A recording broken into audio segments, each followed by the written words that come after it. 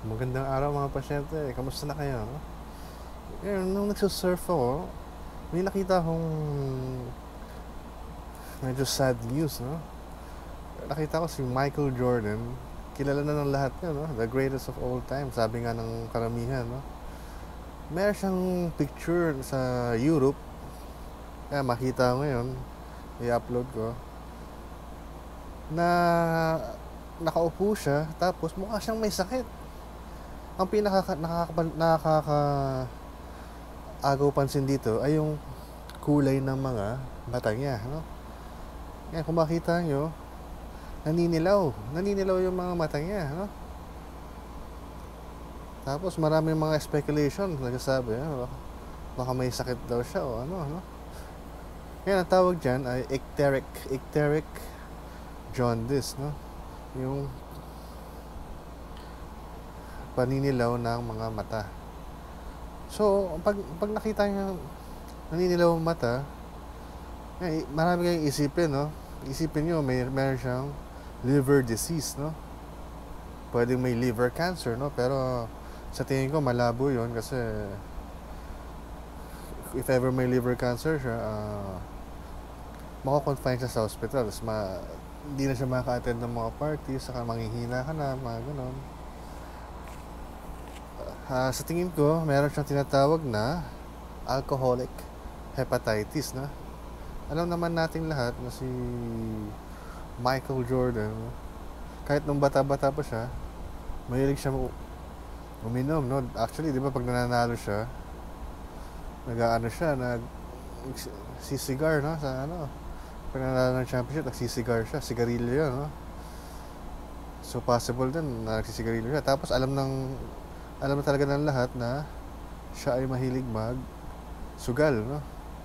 Ngayon, pag nagsusugal ka, kasama dyan ng ano, talagang magkasama yan, no? Alcohol, yung iba may drugs, sigarilyo. Ngayon, si Michael Jordan, talagang may rumor nga na after every game daw, umiinom siya ng 6 packs ng beer, no? Nung ano pa yan, nung healthy pa siya, nung manlalaro pa siya, no? Tapos ngayon, kung makita natin, kahit sa sa Netflix na meron sa Chicago Bulls, di ba? Hawak-hawak yan, may whiskey siya. Tapos may mga picture, may hawak siyang malaking bote, no? So, napakayaman na ni Michael Jordan, bilyonaryo, no? Pero sa tingin ko, meron siyang problema sa alcoholism, no? Anong mangyayari, no, kung madalas tayong umiinom ng alcohol, kung sobra-sobra, kung tayo ay naging addict na, no? Usong-uso yan sa Amerika, no? Dito sa Pilipinas, meron din siguro. So, ang sinasabi doon, pag more than 4 grams ng alcohol, ibig sabihin nun, mga more than 4 glasses of alcohol a day in 10 years, no? Usually nagkakaroon sila ng alcoholic hepatitis, no? Ito yung pamamaga, no? Pamamaga ng ating liver. Ang tawag sa Tagalog na ating atay, no? Tapos, nagkakaroon ng mga simptomas ng paglalagnat, masakit yun dito, sa may right upper quadrant, dito, sa may taas na bahagi, no? Sa kanan bahagi ng ating, dito sa may liver natin, yan. Upper right quadrant, dito. So yun, tapos ang pinaka sinyalis doon, yun nga, yung paninilaw ng mata niya, no? Tapos ano nga ba to, itong alcoholic hepatitis, no? Ito ay yung patuloy na pamamaga ng ating atay, no? Na ang dahilan ay ang napakadalas na pag-inom ng alcohol, no? So, si Jordan, sa tingin ko, certified alcoholic na siya, ha? So, anong problema dito, no? Ngayon, maganda sana kung madali lang sana gamutin ng alcoholic hepatitis, no? pag bago pa, pag hindi pa nasisira yung ating liver, no? Ang gagawin mo lang, pigilan na natin uminom. Stop na ng alcohol, no? Kaso ang problema kay Michael Jordan, mukhang, kasi kahit sa mga picture niya sa mga kasama yung bago yung asawa, sa mga parties, talaga may hawak siya palaging, baso at may alak, no? So mukhang, it's too late, no? Sa tingin ko, kung akong tatanungin, sa tingin ko may damage na, no? May damage na yung kidneys, yung liver niya, no? Ang tinatawag dito, liver cirrhosis. Sa tingin ko naman, hindi pa umaabot sa cancer, no? Sa tingin ko naman, possible, no? Most very likely, may liver cirrhosis na. So, nakakatakot yan, no? So, doon mo tayo sa alcoholic hepatitis, no? Pag may alcoholic hepatitis, kinakailangan umiinom siya na matagal nang umiinom ng alak, no? Tapos yun nga, makita sa mga blood test, mataas yung liver enzymes. Tapos mga worst scenario, yan, nangangati yung liver niya, nagkakaroon ng jaundice.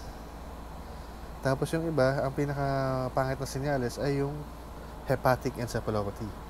Yung pati yung utak naapektuhan na, no? Hindi na siya makaalala, medyo irritable na, mga ganun, no? So yun yung nakikita natin, no? Tapos in terms of incidents sa Amerika, napakadami, napakadalas pala ng sakit na ito. So ang sinasabi nila, 1% ng US population merong alcohol liver disease, no? So yun. Tapos yun nga, mas common talaga to sa lalaki, 3 times more common kaysa sa babae, no? Pero pag babae nagkaroon, mas nakakamatay daw, no? So matagal na kahit nung sa Netflix, medyo may naninilaw na yung mata ni Jordan doon, no? Pero yung pinaka-latest na picture, 2 weeks ago daw, 3 weeks ago, nanood siya ng football game, talagang sobrang dilaw na ng mata niya, no? So sa tingin ko, meron na siyang tinatawag na liver cirrhosis, no? So itong liver cirrhosis, pwedeng maging cause ang heavy intake ng alcohol, hepatitis B, or hepatitis C, no? So pag meron ng liver cirrhosis, permanent na to, no? Ano bang gamot dito?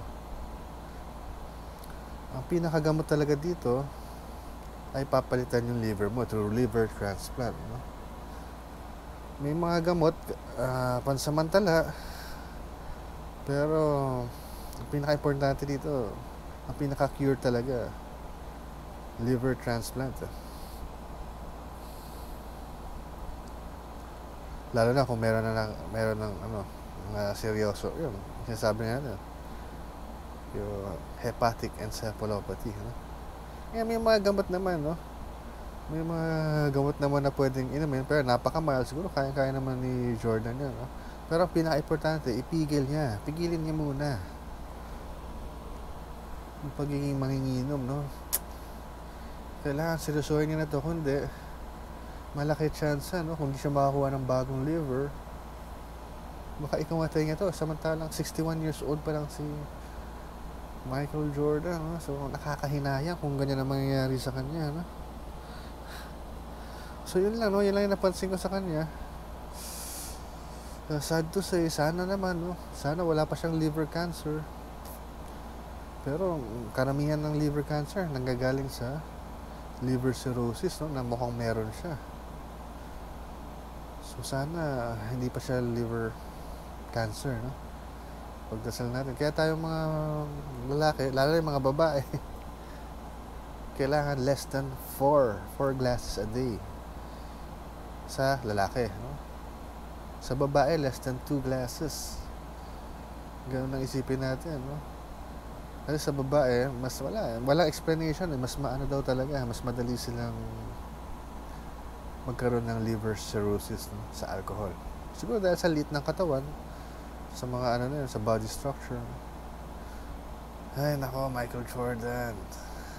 Idol pa naman sa basketball, no?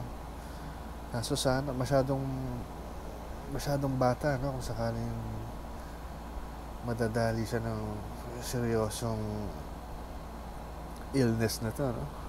Ano naman natin sa Amerika, ang average age ng lalaki nasa 78 to 82. Samantalang 61 years old pa lang si Michael Jordan. Napakayaman pa, napakasigat. Sayang naman. So yun lang naman. Dahan-dahan tayo sa pag-inom ng alcohol. Huwag masyado. Nakakatakot yan, no? Isa lang atay natin, no? Napakahirap humanap ng liver transplant. So alagaan natin mabuti. Maraming salamat and please like and subscribe.